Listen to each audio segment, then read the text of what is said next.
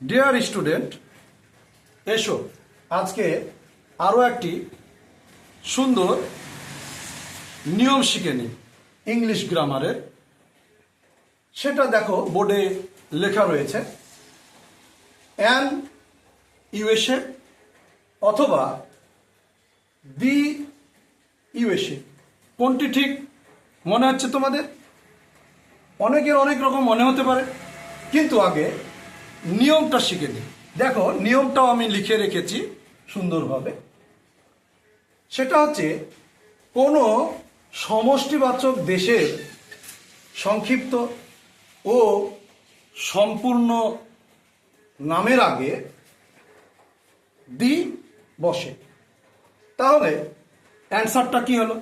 অ্যান্সারটা হলো দি ইউএসএ।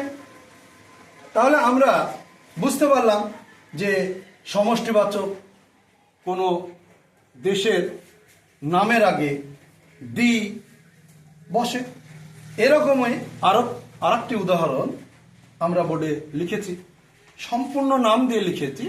সেটা দেখো, দি ইউনাইটেড কিংডম, অর্থাৎ the UK. Understand? Thank you.